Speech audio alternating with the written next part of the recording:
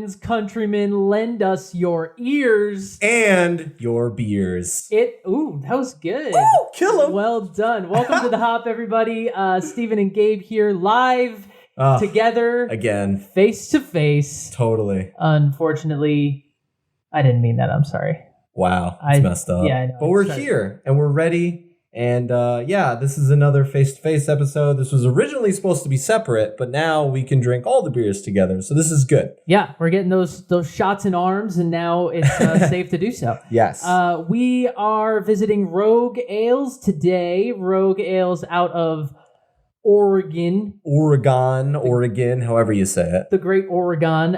We've had this one on the books for a while. Very excited about it. It's one of the original microbreweries going back, So this one, you've probably heard of Rogue, and you've probably seen Rogue. Yeah. I feel like their beers are just everywhere. So yeah, I feel like Rogue was like when I was getting used to being into craft beer, Rogue was always there for me. Yeah, so, I just remember seeing the logo and never having the beer, but I remember seeing the logo with the little star like everywhere. Yeah. So, but this one's good. We have a packed episode. Jam-packed. We're not going to waste your time or ours. Yeah. We'll try not to. We are, we're gonna dive right in.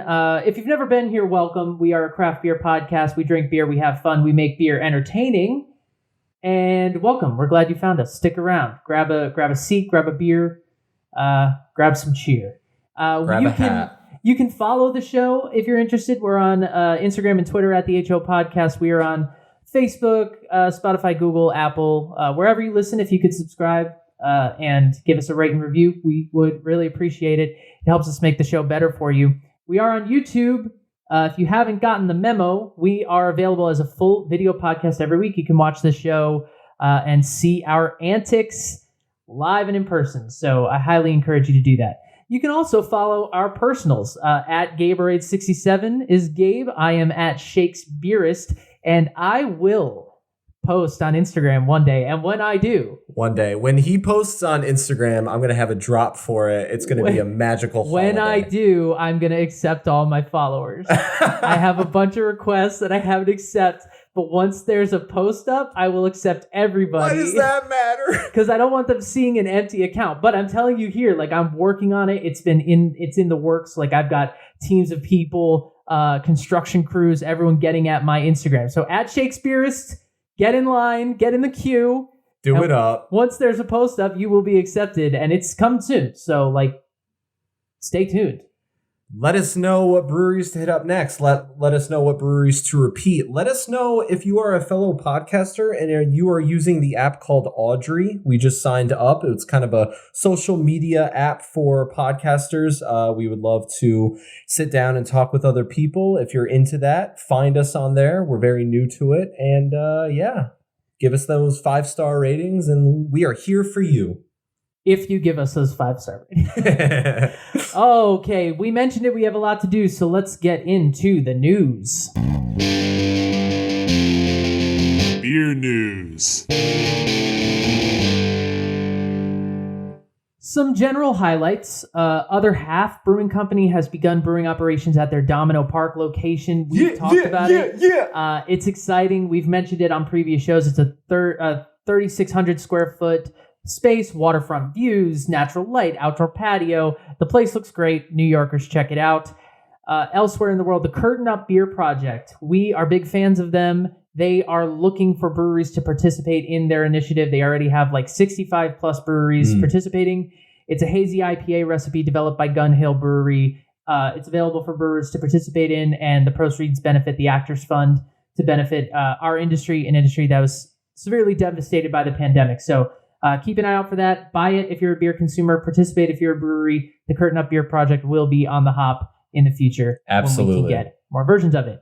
For us, we're leading off with a new trade organization. The Association of Brewers Guild Professionals has been formed. It's a new trade organization that was formed last week, and it's for the employees of the nation's state and local brewers guilds.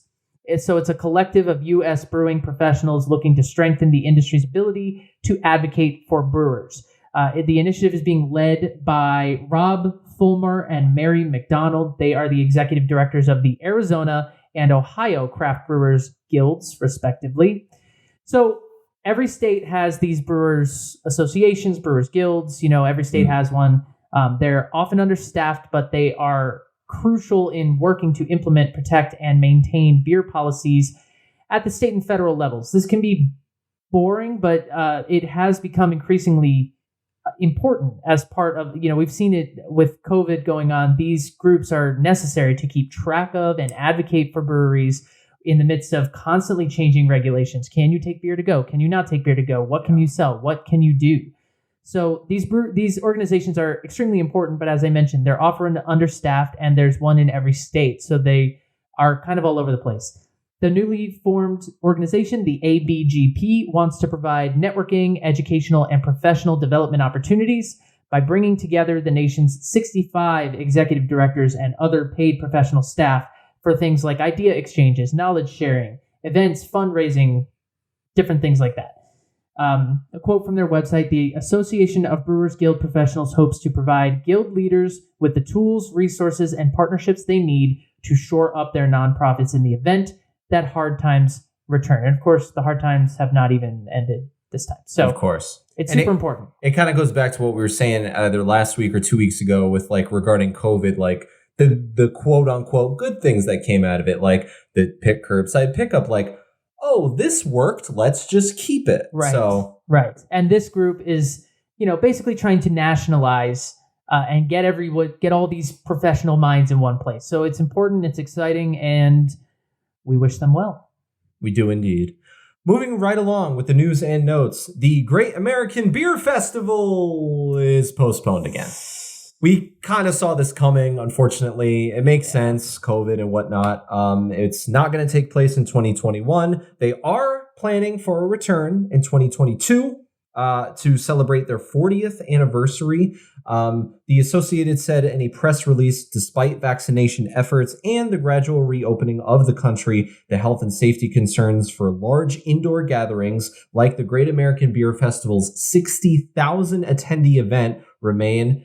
Like we said, it makes a lot of sense. Yeah. You don't want that amount of We're people. not ready for that. We're not quite. We're getting there, but we're not quite working there. towards it, but yeah, we're not. But the beer competition that accompanies the festival will still take place. I'm sure if we're able to get our hands on the winners, we will tell them here. So be on the lookout for that in the future. The winners of the competition will be revealed on September 10th during the Craft Brewers Conference and live streamed from the Belco Theater on the Brewing Network.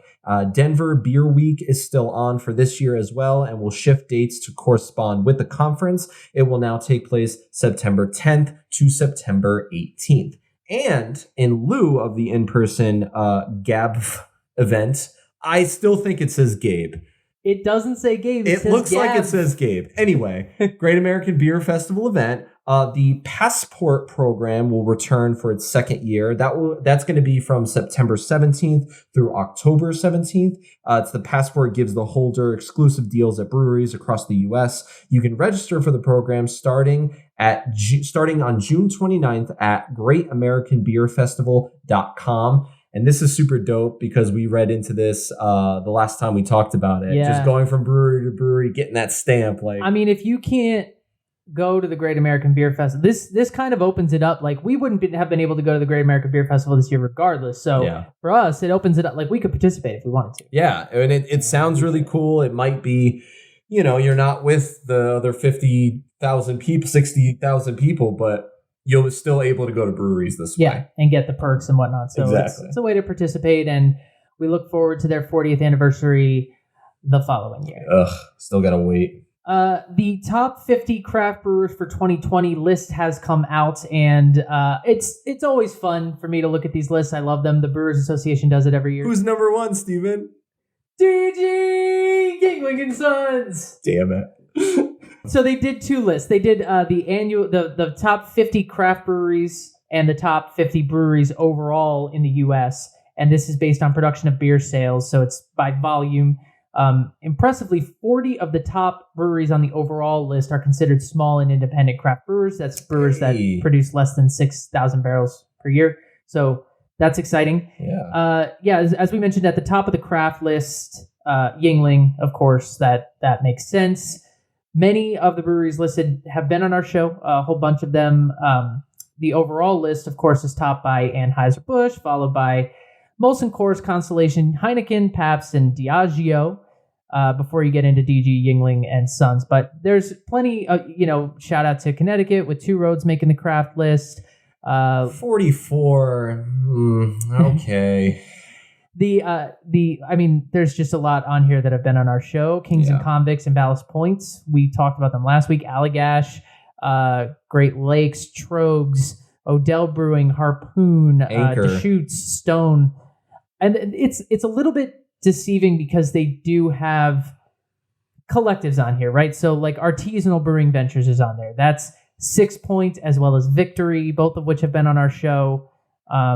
And some other ones are in there. I think Southern Tier is in there. Yeah. Which we haven't done yet. But so there's different, Duvel Mortgott makes the list, of course. And we love Duvel Mortgott, Firestone Walker, Boulevard, and Omegang. Of course. So when you get into it, like the Founders Mahu San Miguel category includes Avery too. So it's like when you lump these breweries together, like is 6 Point making the top 50 craft brew? No. But as a group, along with the other ones, they kind of are. So it's interesting. It's fun to look at.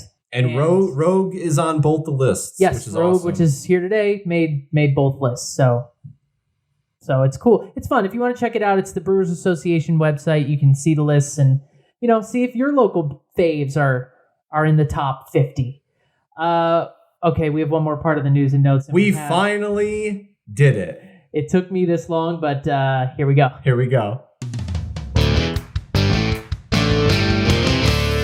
This Week in Gross. Oh, yeah. Oh, we have so much fun here. Oh, the graphic was just, I was looking for like vomit colored things. You got it perfectly. So, first of all, this comes to us from a listener. So shout out to Fang Zong on Instagram. I hope I'm saying your name right, but we appreciate this hitting our DMs. Yes. Had to bring it up. And to anybody else watching out here, if you want to send us a This Week in Gross, send us beer that sounds or looks absolutely disgusting. We'll get a shout out. Now, in fairness, this one is an April Fool's joke, so it doesn't actually exist, but it was still worth a mention. Single Hill Brewing out of Portland, Oregon, staying in Oregon, they introduced a kimchi rocket ship, and this is a beer that they put on their Instagram that they referred to as a vegetable sour, quote, spicy and complex fermented cabbage flavor atop our house sour base. Pairs well with fried rice or udon noodles. No, it does not. Guaranteed to make you say, that is something. Now, again, it's an April Fool's joke, and well done, guys. Very well done. But that's not the only problem we have. Yeah, the big problem is the amount of people that were really into it in the comments. Yeah. And actually want it to happen. A shocking amount of people said they wanted the brewery to do it. I would drink it. I've always wanted a vegetable sour. And we're here to say... absolutely not. No. No. Don't do this. If a brewery ever does this, I will report you to the health department. I just don't understand, like, what would prompt you to put veggies in beer? I mean... hopefully nothing. Good ever. God. I can understand that, like, if you want to get... but this would be... if this actually ever existed, it would take the cake for worst This Week in Gross of all time. Yeah, I think we should start keeping a list, but it would definitely sit at number one. The mustard beer is up there. Oh, yeah, for sure. The Buffalo Wild Wings beer or whatever. Remember that one? It was like the Hot Wings beer, yeah. That one was intriguing. That one we like wings. Shout out to this one comment though. It just says the toilet says no. That she got it right, or he, whoever it was. But yeah, I'm gonna have to say no, dog. No, thank you. David and Alexis? Oh my god. Ew. Agreed. I know, right? God. Absolutely not. Congrats on your SAG win. I was Gabe, just about to say that. we got to get to the drinking. Apparently we do. So we should do a toast. Lead us in. Propose a toast. Drinking will make a man quaff. Quaffing will make a man sing. Singing will make a man laugh. And laughing, long life doth bring. Here's to the bottle which holds a store of imprisoned joy and laughter. Here's to this bottle, many more bottles, and others to follow after. I'm jamming to this. Because you got into it, you were with the music. I was in it. I was feeling it. It felt like you were riding a horse while saying it. Like with a spear in my hand. Braveheart or something. Okay, let's go to Rogue Ales. Woo! Out of Oregon.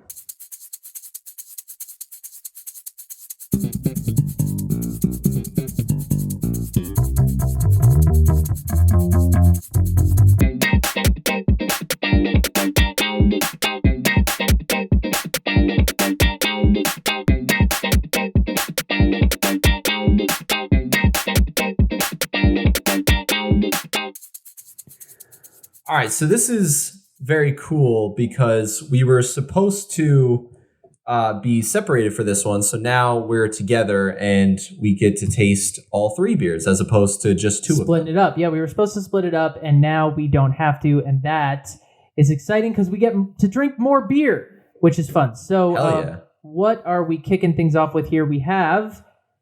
We've got the Yellow Snow. Pilsner brewed with Alaskan spruce tips. The description is a winter-inspired Pilsner brewed with Alaskan spruce tips, which add sweetness and slightly piney, citrusy nuances. Let's start with the name. Ew. Yeah, here's the thing, though. I saw the can, and the first thing I saw was like, oh, that can is funny. That could be cool.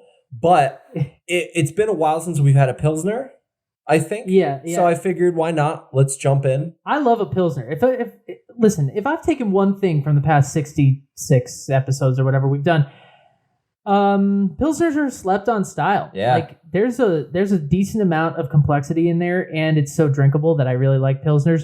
But that's the other thing. I mean, it's so easy to sip on. But the name is fucking gross. Yellow Snow. And it doesn't mean lemon. No, it means piss. It means dog piss. But there's a cute fluffy dog on the can. Yes, there is. And they actually brewed this beer first as an IPA. So that for 15 years they had the Yellow Snow IPA, and then in 2018 they decided to make it a Pilsner, and that is confusing. But they really like the name, and it's brewed with spruce tips, which I don't know if I've told this story on the hop before. There was a Connecticut brewery which doesn't need to be named. I know this story. But just FYI, if you're allergic to trees, like you have seasonal tree allergies, like if someone cutting their grass is a problem for you, you need to stay away from this beer. Yeah, we found that out the hard way. You could have a severe allergic reaction. It wasn't one of us, but it was a clearly, because we're about to drink. Yeah. What if we just said, "Fuck it, it's for you"? All right, our next beer. Oh god.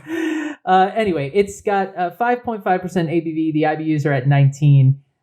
It is an 83 on Beer Advocate, Untapped 3.55. It's a golden color, as you would expect from a Pilsner, liquid gold. It's clear, not hazy at all. See-through for sure. Yeah, SRM chart, the brewery puts it at a 7, and I would agree with that. I would put it in that range, depending on the light and whatnot. I can see the bubbles forming at the top. Not a lot of head retention, but a ring around the glass of white. Yeah, I mean, when we poured it initially, it had, I would say, maybe a thumb of decent white foam, kind of creamy, and it retained for a bit. It's now this thin ring around the glass, but there's definitely like some lively carbonation coming up from the bottom of the glass. So it's it looks like it's going to be crisp and refreshing. Ingredients listed from the website. Wireman Pilsner and Carol Belge malts, Pearl and Sterling hops, Czech Pils yeast, and free-range coastal water. On the nose, I am taken by how much citrus there is. Yeah. Pilsner. I was expecting malt first. A lot of lemon in here. It's definitely there. Like the breadiness is there, but yeah, the citrus does kind of creep up, which is a fun little extra, if you will. It's like pine sol almost. It's like cleaner. That's the power of pine sol, baby. Yeah, it's. I feel like I'm getting more bready than lemon, but the lemon is there. I'm getting a lot of lemon, a lot of herbal quality, coming from the pine. I'm definitely getting lemongrass. I'm getting, some just herbal, earthy tones to it. I mean, the malt, like you said, the malt is definitely there. It's just not as crackery, bready as I thought it was going to be. Putting my nose to it, it was very lemon forward. Yeah, and it checks all the boxes. I don't think it's too much. I think it's got the perfect amount. I'm very interested to see on the taste if it's going to be more citrusy or more malty backbone. I'm going to assume malty backbone, but I have been wrong before. Well, cheers. We haven't done that in a while. Woo! Rogue ales. What have we here? Wow, what is that? Oh, wow. It's fruity. Yeah. It's so fruity. Like way more than you expect from a Pilsner. I mean, when you hold a Pilsner, you have an expectation. And this, I don't say it like it's a bad thing. I just think no, it's just so this takes that expectation and then just twists it a little. It takes the expectation, it kicks it in my face. Yeah. Like it's not what I expected at all. It is very fruity. It is very citrusy. I think like it's a sour without the sour.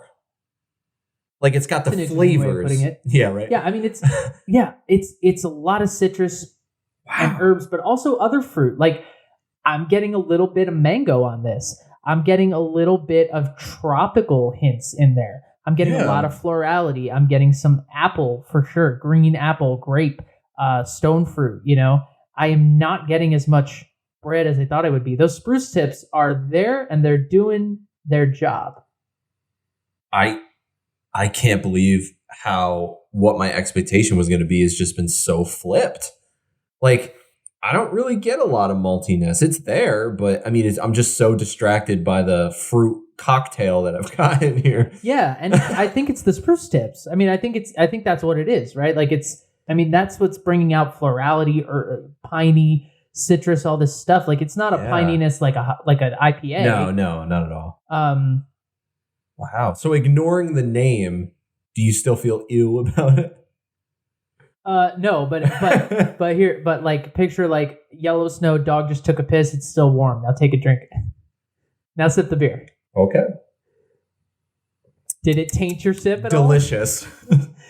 Because it did mine a little. The last sip I took, I was like, yellow snow. Oh, yeah. Yeah. No, it definitely doesn't taste like that. It's very, very unique. It's very fun. It's got the florality that makes you want to, I don't know, get up and dance maybe? I don't know. What do we... Makes you want to just... I don't know. I'm just feeling it. I'm feeling some type of way. Yeah, it's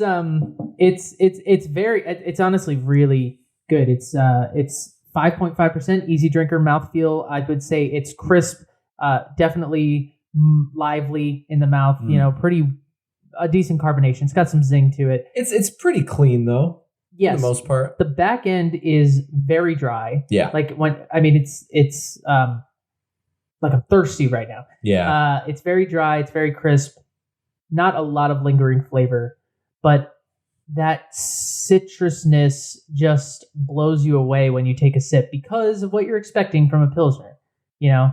I think that's what it's not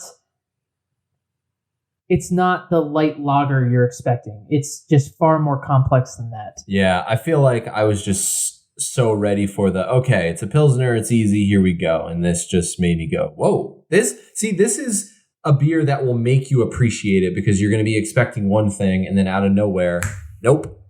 Honestly, if you're really into Pilsners, like if you're really looking for sweetbread, malt, cracker, doughy, all that stuff, you might not even like this. And I was just going to say you might not even like it because it to me, it's really interesting. I love that about it.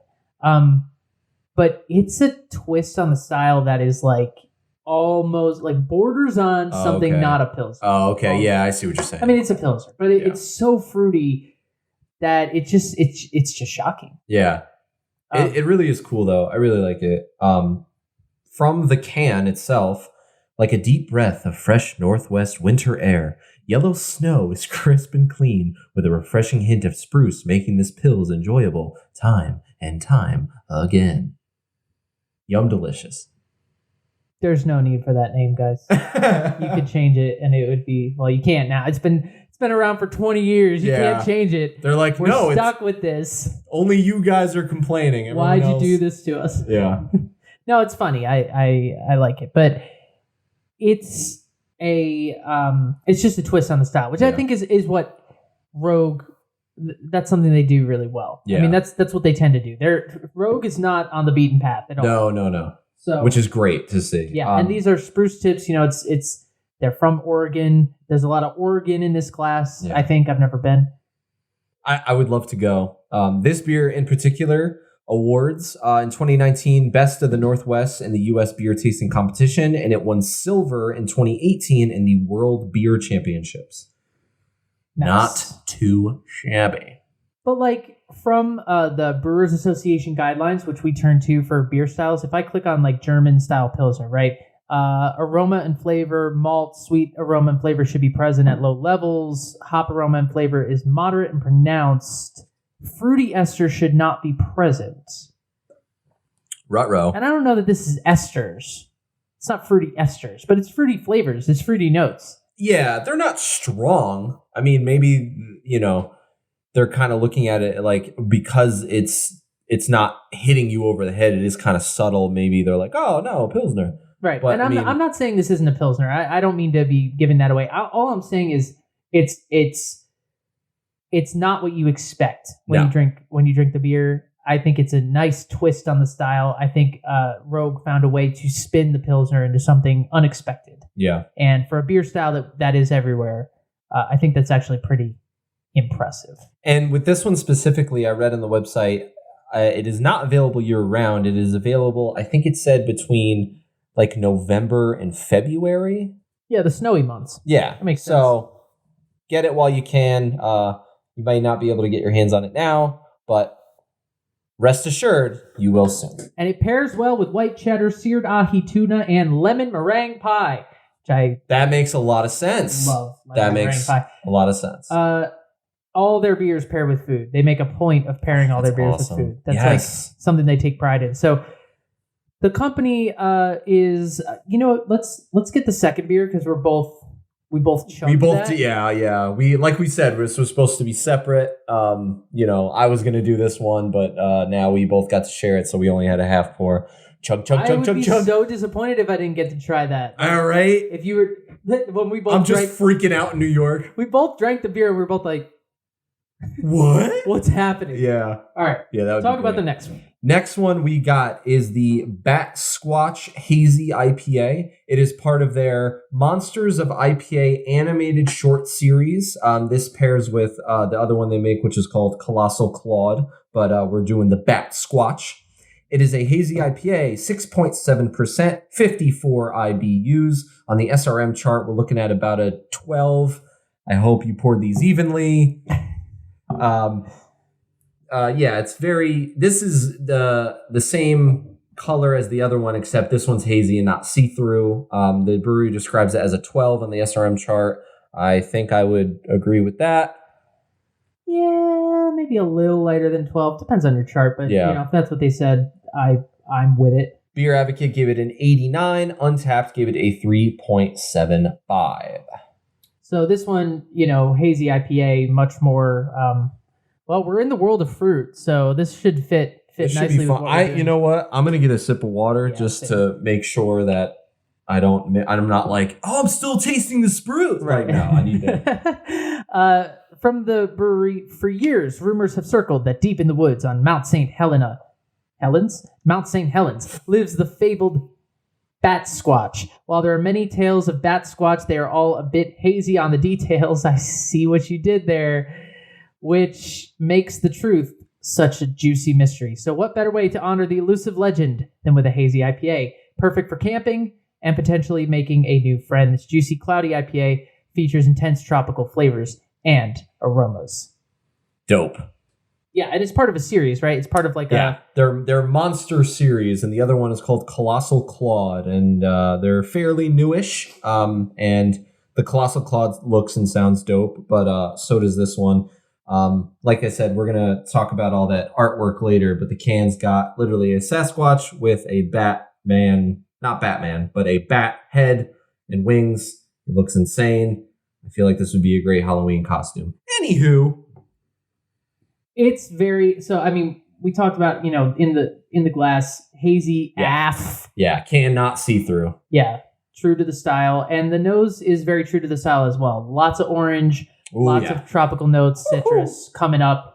The malts in here are 2-row flaked malted wheat and oats. And then the hops, we're working with Mosaic, Eldorado, and Belma hops, as well as Imperial Juice yeast and free-range coastal water. And they made a hazy with no citra. It can be done. It's about damn time. Oh, my God. But it's interesting. I mean, it's very grapefruit, citrusy. They say tropical. To me, I get less pineapple, mango, papaya. I get less of that than I do like orange, grapefruit, tangerine, grapefruit peel. To me, I'm getting a little lemon. Yeah. Maybe lemon peel, but definitely there. The orange is definitely there. Like the tropical is there. It's just hidden. Like it's behind it. Like there's mango in there, but it's in the back. It smells a tad dank, just a wee little bit dank. It's got a little bit of that in there. Like I think at 6.7%. It doesn't smell that boozy, but I think it smells like 6.7. Yeah, it's got a little. It smells like it might have a little bite to it, which munch. Fine. Yeah. Ew. All right, let's do it. Here we go. Woo! Another easy sipper. I feel like it's going down pretty easily. I feel like the bite is kind of there, but I feel, like I said, it's just easy to swallow for some reason. I think we have an issue because I think when you poured it, you were supposed to pour it out of that can, and I think you accidentally grabbed the orange juice out of my fridge because that's all I'm tasting. Oh my God, did I accidentally pour orange juice in this orange juice? No, it's very orange juicy. Like for a second, my brain was almost like, is that pulp? Yeah. Is that Tropicana? What are we doing? It's very honestly, it is. Your brain is like, you expect like pulp to be coating your tongue. It's very juicy, very luscious in the mouth, very creamy, and just fills your mouth entirely. I was a little worried. I was like, oh my God, did I do something wrong? Like what just happened? Oh, he made a joke. I can still act. It's been a while. I know. I hear you. But no, you're absolutely right. The orange is definitely hitting me over the head. But I'm getting a little bit of that other citrusy factor to it. I think I am getting a little like cantaloupe. Yeah. You know what I mean? Yeah, I feel like it's in the tropical family. It's a bitter citrus. Yeah. And also that means there's some hop behind it. Like you can definitely taste those Eldorado hops in the back end. You can taste a earthiness, a spiciness to it in the back end on the malt, kind of riding the malt. But not a lot of stickiness either to the side of the glass. No, it's pretty clean. Yeah. And the back end, the end of it, lingering citrus. I think your mouth is left with. But again, easy to swallow. Lingering citrus for sure, but it's just like this goes down without a problem. You know what I mean? This is a class. So the last one I was like, if you're really into pilsners, I don't know if like this will even do it for you. But this, like, if you're into hazy IPAs, this one for sure you got to grab. This is batting 1,000. Yeah, I really like it. I do too. I think it's just a classic hazy IPA. It's as juicy as juicy comes. Yeah. It tastes like juice. Yeah. The brewery itself, Rogue Ales, I feel like everyone knows them, and yet they're kind of elusive. Like I said, they know the logo. They're like, oh yeah, Rogue. I don't know all the details, but I've seen them. Like if you asked me where Rogue was, I would be like, Chicago. I mean, no idea. But they've been around since 1988. They were founded by Jack Joyce, Rob Strasser, and Bob Woodell, who were 3 former executives of Nike. Get them blood shoes. Get them blood shoes. Get them red shoes. I want some now. Anyway, so they're one of America's first microbreweries. They opened in Ashland, Oregon. That's where they started, which is actually home to the Oregon Shakespeare Festival. I have plenty of friends who've worked there. I have a burning desire to work there myself. Hire us, please. And so one of the 3 original releases was their Shakespeare Stout, which they still have variations of today. That's amazing. Cool. Yeah, I love that. So the company is it's a farm brewery that also distills and does and is a cooper. They do coops. They coop. Make their own barrels. That's what that means. I don't know what the verb is. They coop. They do cooping. They do cooping. It's just so incredible. They make their own barrels, and we'll get back to the beer in a second, but it's just so cool to see. On a good day, they make 1 a day because that's how long it takes. I don't remember the gentleman's name at this time. If you bear with me very quickly, I will find it. Nate Lindquist. There it is. Nate Lindquist. He's been the first cooper and spent a year and a half apprenticing and learning the ancient art of barrel making. He assembles, raises, toasts, chars, hoops, heads, hoops again, categorizes, sands, and brands each barrel 1 at a time, all by hand. He makes 1 a day. Nate, my man, we love you. That is the coolest thing. That's one of the coolest things we've ever had on the show. I don't know anything about barrel making. I love barrels. Put it in a barrel with Gabe and Stephen, the Hop Podcast. Exclamation point! But I've never thought about how barrels are made. I've never thought about where the wood comes from, where the metal comes from, who makes them, why. I've never thought about it, ever. I feel like we've always just, they're a brewery. They have barrels. We don't know where they get them. They find them in the woods. I assume that breweries work with, distillers and whatnot to get, but I've never thought about where distillers get the barrels. They do cooping. They coop them. This is incredible. But yeah, it's really great. And he hoops and he coops. He hoops and he coops all day long. We're children.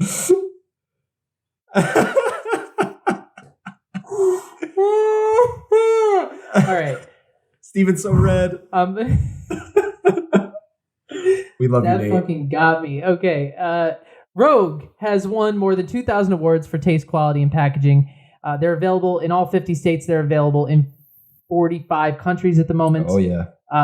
They're Oregon all the way. All of their brew pubs are in Oregon.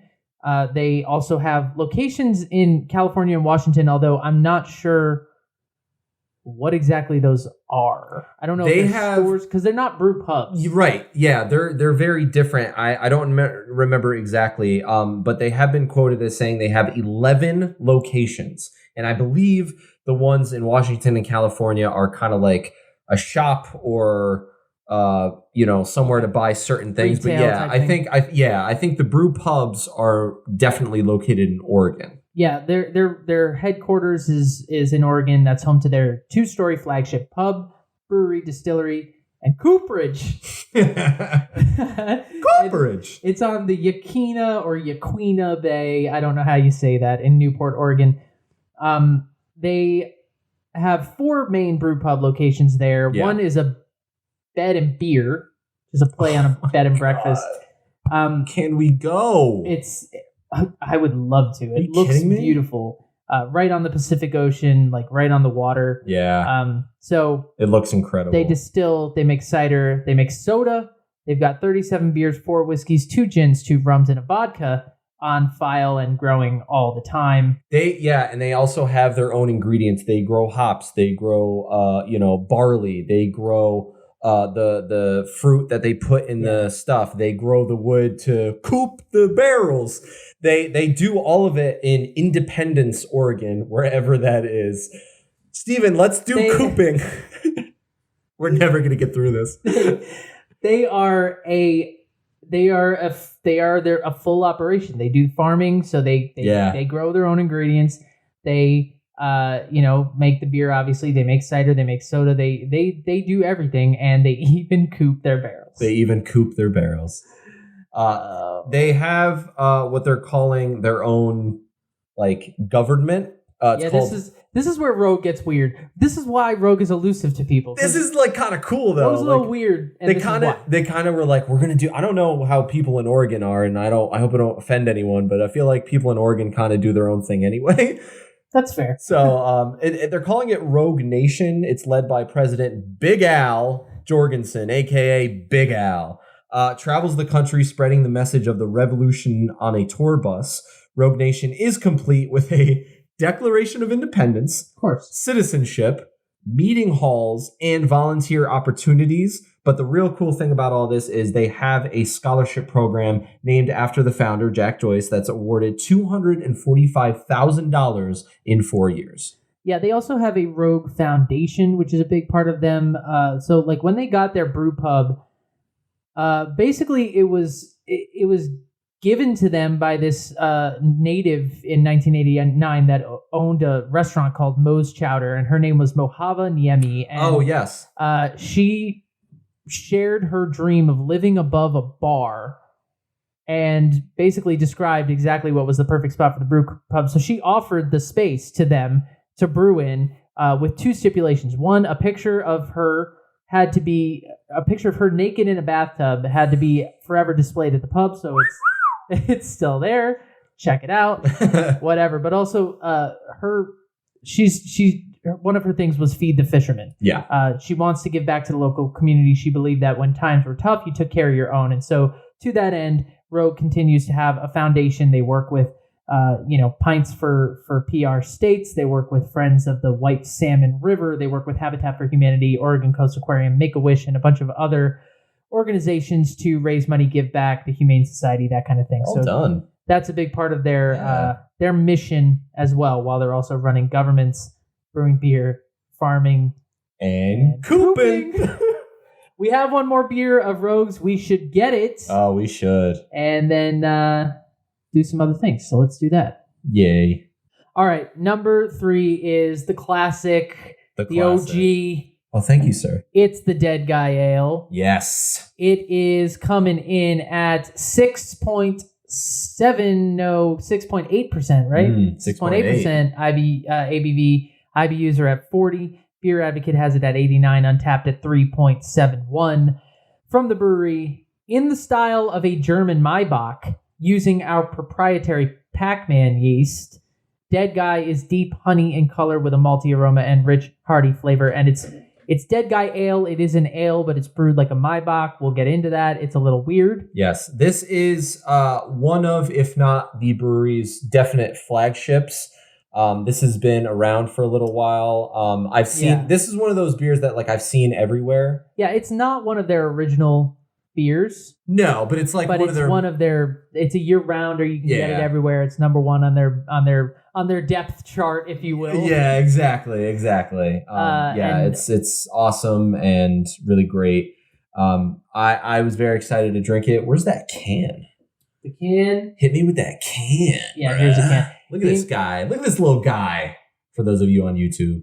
The ingredients in here are 2-row C15 and Munich malts with Pearl and Sterling hops, as well as free-range coastal water and Pac-Man yeast. Not Pac-Man the video game, unfortunately. But that better be what they named the yeast after. I would love that. Me. Okay. This beer has won awards everywhere. 2019 gold at the World Beverage Competition. 2018 gold at the New York International Beer Competition. Platinum 2018 World Beverage Competition. And on and on and on. It just keeps going. From the can, gratefully dedicated to the rogue in each of us, Dead Guy Ale is a Maibach style ale with a robust malt profile and a sweetness that is balanced by the liberal use of bittering hops. Hey, Steven. Yeah. What's a Maibach? Well, Gabe, I'm glad you asked that because I'm prepared to answer it. Thank God.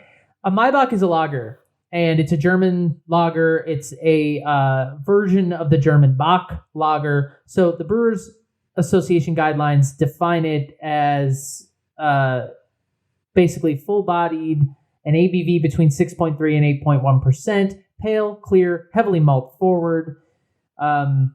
And this is a version of the Bock style that was developed to conform to the popularity of the Pilsner lager beers in the mid to late 1800s. But this is an ale. So this is a ale brewed to be like a Maibach lager. But it's again, Rogue not taking the going off the beaten path. Love it. They're going rogue. Yeah, they're going rogue. I looked for a toast with like rogue in the title or a rogue in it, and it was a lot of just like political references, and I was like, not so much. Maybe not our vibe. But yeah, I literally was like looking up like the rogue in all of us. It's interesting, but it's smells like a lager. Looks like iced tea. It does look like iced tea, not the wrapper. Dark. I mean, SRM, they have it at 16, which I think is probably pretty accurate. Yeah. Amber, deep amber. It looks very reddish, clear. orangey. But it smells malty. It smells like a lager. It's got that toffee presence to it. Oh yeah, that's delicious. That's sweet bread. That's the malt stuff that I was missing on the Pilsner. Yeah, exactly. That's a lot of yeast, a lot of dark bread, a little bit of citrus is present in the, faint citrus, but it's very malt forward, bready, bitter, a little bit, kind of smells like an ESB almost. Yeah. Style bitter.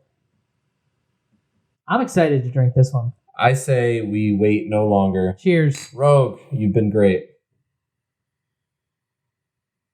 That's just so goddamn good. It's just so this is a perfect balancing act between malt and hop. It is like, it's what I like about a red ale or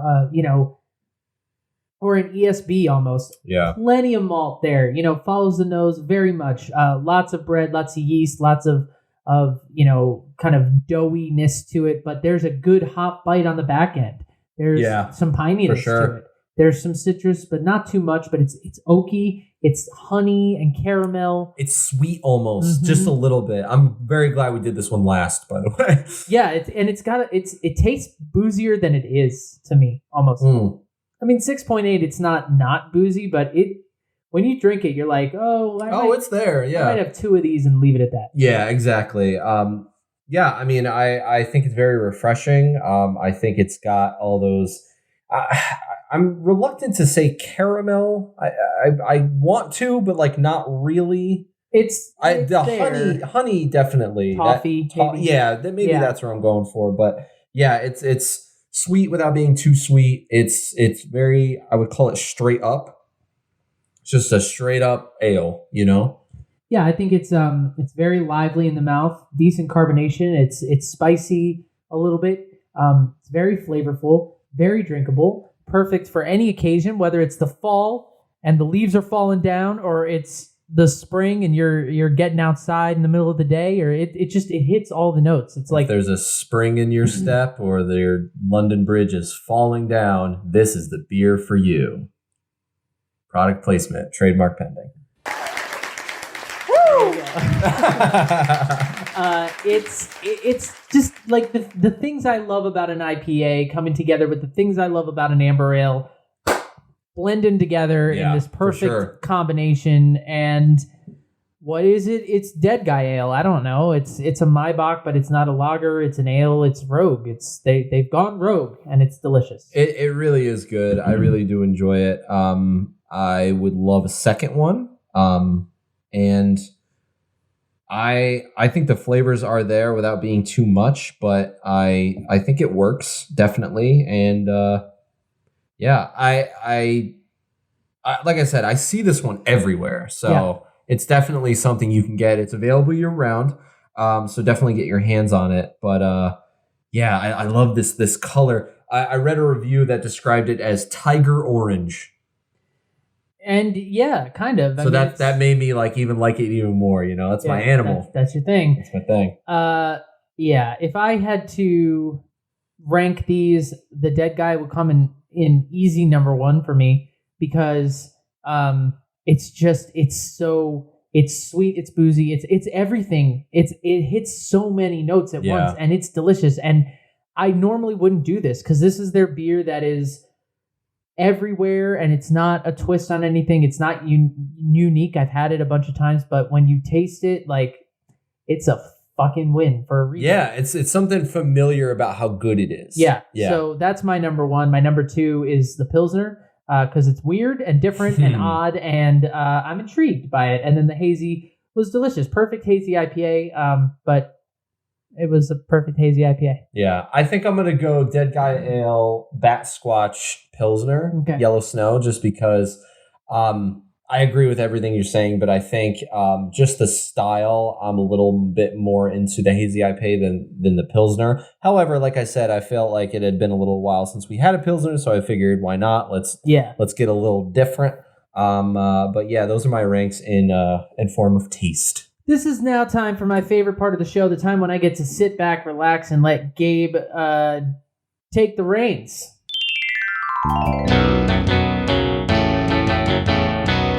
Can Art and Crafts. Alrighty, let's get this show right off the bat. What did I just say? Here we go. We're going to go in order of the beers we drank. So the Yellow Snow got a fluffy dog on it, smelling what appears to be written in Yellow Snow, the words Yellow Snow. For those of you who are on YouTube, you can see it. If you're not, let me give you a description. Wintry mountains. It's blue. It's yellow. Go Chargers. It's got the fluffy dog. Looks like some sort of an Alaskan type dog. I forget the names of the dogs, but it looks really cool. It puts you in a certain mood. It puts you in a place of, it's an easy sipper. Maybe you want to drink this when it's snowy outside. So that's really cool.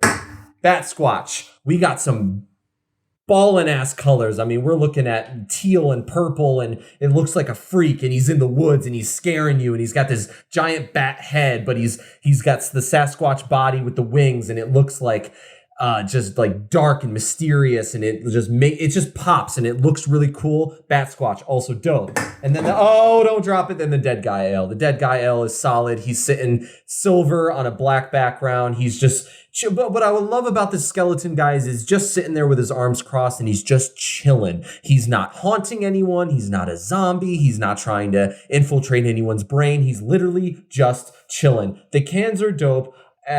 My favorite, I think, is the Dead Guy Ale, with the Batsquatch following close behind, with the third of the Yellow Snow, which is also my same ranking for the beers. For the Yellow Snow, I'm going to give it a 3 out of 5 gold stars.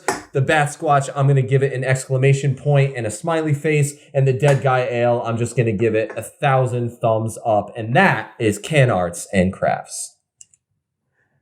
Nothing like a ranking system where they all use different metrics. Thumbs, stars.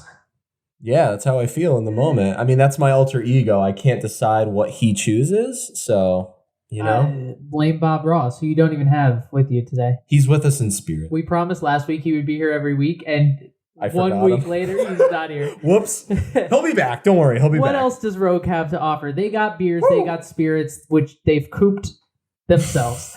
They've got canned cocktails, they have seltzer, they have CBD seltzer. With 0% ABV. But plenty percent THC. Is it actually THC? Oh, maybe CBD. It's CBD, yeah. No, they can't sell that there. It's not weed water, but it has the CBD in it. They come in all different flavors. The spirits, they have a collaboration. I think we mentioned this on the news and notes many, many episodes ago. They have a collaboration with Chef Morimoto. Iron Chef Morimoto. My hero. Oh, my captain. Our man, our sushi man. Yes. He can make anything. They have a whiskey collaboration. And as we said, they make their own barrels. They're coopers. They coop them. And they have a bunch of stuff. It's crazy. Also, I'm not going to feature a beer they currently have on because I want to mention the fact that the brewery once created a beer using a strain of yeast found in their brewmaster's beard. and they called it the beard beer. I did not know this. Are you kidding me? I say, fuck no. Yeah, I don't know how to feel about that. I feel like the idea is dope, but I feel like if you were like, this came from my boss's beard, I'd be like, I'll have to pass. If I'm being honest, beards creep me out, and that's polarizing. I'm sorry. I find them. I'm repulsed. That's a little much. I'm sorry, but it's a lot of hair collectively, and you found yeast in it. I don't know how. I don't want to know how. I feel like that's not hell. I feel like you should get checked. And you went. Yeah, no, that's. The beer? I'm gonna have to say no. But they have a lot of other stuff. They got another version of the Dead Guy. It's called Dead and Dead 2021. They got a pumpkin patch ale. You know, they have all different stuff, all cool looking stuff. We don't have time to get into it, but the artwork for some of these looks pretty dope. And I can call my friend back, and he can give you his perspective later. Rogue ales, I highly recommend that you get hip to them. If you're not, I can't imagine anybody doesn't know them, but their beers, the Dead Guy Ale is, if you see it everywhere and you're like, yeah, I don't know, like that's not an interesting craft beer. No. It's a great one, and it's a OG for a reason. So get after it. Rogue ales, taking the road less traveled. This will tickle your fancy. Among other things. And coop you all the way to the... Coop station. Okay, before we get out of here, which we do have to go, but we always like to end on a fun topic. And Gabe, I'm going to hand this floor directly to you. Yes. Who likes omelets? Show of hands. This is an excellent fun topic. Oh, right? You son of a bitch. That was too good to be mad at. Easter, we just celebrated Easter. For those of you who did celebrate, happy Easter. If you didn't, we hope you had the day off at least and got to chill and hang out and I would hope so, because it's Sunday. Right? Can you imagine? But in the southern French town of Haux. Hawks. Ho. We're going to go with Ho. In the southern French town of Ho, residents and visitors gather in the town's main square every Easter Monday to share a giant omelet. It's made of over 15,000 fresh eggs, and it's big enough to feed as many as 10,000 people. It was cooked up by members of the Giant Omelette Brotherhood of Brasseries in France. And it looks and sounds incredible. I was looking up, like Easter traditions, what sounds fun. A giant omelet in France sounds pretty dope. I'm upset that there's no picture. Well, there's a video. There's a video, but I can't watch all that right now. I see people eating the omelet. I just want to see. They basically have a giant bonfire. Yeah, and they put a giant, what looks like a skillet over it. And they've got guys with like plastic tall hats. The tall chef hats. Yeah. But what do you call like an oar that you go rowing paddles, in? I don't know. They're like moving the eggs around, but I just want to know, first of all, this sounds incredible. We love eggs, and 10,000 people, holy crap. Like, they're passing the food out. It seems like a giant party. A lot of eggs. Who were the volunteers or the workers who had to crack all of these eggs? It's like, okay, you 40 people, you line up and just crack these eggs. They had a mountain of eggshell in the corner in the video if you watch it. It's insane. I want to know where the eggs came from. Like, what team of chickens was cooping out these eggs?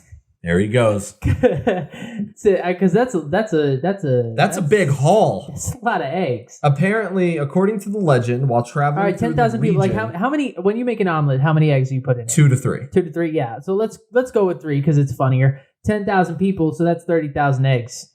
Yeah, that's a lot of coops. That's a lot of coops. That's a lot of. That's a lot of. That's a lot of grabbing them eggs and using them for this giant omelet. It's a Ho tradition. It's a Ho tradition. According to the legend, while traveling through the region, Napoleon Bonaparte stopped at a small town for a meal. He ordered an omelet. He loved it so much, though, he asked the townspeople to gather all their eggs and make one big enough to feed his entire army. First of all, Napoleon, where do you get off? That's very presumptuous. A bold statement. Like, I loved this. You're gonna cook for my entire army. That's good. And you got any more? It wasn't like he got all of the chefs together. It says he got all of the townspeople, like people who were working at the bank had to come outside. Hey, Craig, we need you to make an omelet. Hungry. Yeah, like what? That's so funny. But it looks fun. It looks like a fun tradition. Big ass omelet. It is a plain omelet because some people like cheese and some people don't. This does say it comprises over 15,000 fresh eggs. So they only got 15,000 eggs and they're feeding 10,000 people. And everyone, you better watch your portions. Everyone's plate had like a decent. It comes with like a piece of bread and 75% of the plate was covered in this omelet. Like people ate. Yeah. Well. The next time you make an omelet, is it going to be as epic as this one? I'm going to guess maybe not. Probably not. I know. I'm fascinated with the world of like Guinness World Record cooking. Yeah, right? And like it's a whole thing. Like people have like world's largest sushi roll. And like, you don't understand the mechanics. I mean, you got to get engineers from MIT to like help you because you got to put together like sushi rolls that are big enough to, and then you got to get a warehouse, and it has to be edible to get the world record. So it's not like you can do it out in the sun for 6 hours. Right. You got to get a warehouse that's chilled where you can keep the fish at food safe temperature. Someone did stir fry, world's largest stir fry. So you got to weld a wok together that's like the size of this room, so you can cook all this. Like you got to amazing. Jet Tila, Food Network. But like, why? for the glory. I don't know. For the certificate that says you did it. Some people want to win gold medals. Some people want Guinness World Records. What can I say? I would love to try like a Guinness World Record for like eating something. It's better than the Guinness World Records that are like longest fingernails. It's like, that's wrong. That's just a genetic issue. You're accomplishing something no one should want to accomplish. Speaking of Guinness World Records, I think I saw one, a kid's baby tooth. I think it was like 1.5 inches, a baby tooth. Think about what 1.5 inches is. That's big. That's a huge ass tooth. That's a fang. That's not okay. Yikes. I want to know, did he do the door thing where you tie it to the door and slam it? And I hope that kid got that pulled. He probably was like gushing blood if it's that large. I don't know. But yeah, if you go to the French town of Ho, you can get a big ass omelet. You just have to go the right time of year. All right. We got to go. Thank you guys. We're hungry. We're going to eat some eggs and go coop our ways all the... Damn it. All the way to the... all right. Thank you for joining us for another episode, Rogue Ales. Thank you. It's been great. It's been fun. We had a great time. We'll be back next week for another episode, as we always are. We appreciate you. We love you. And we'll see you next Thursday. Stay safe. Keep drinking good beer. Love each other. Go Gonzaga! Cheers.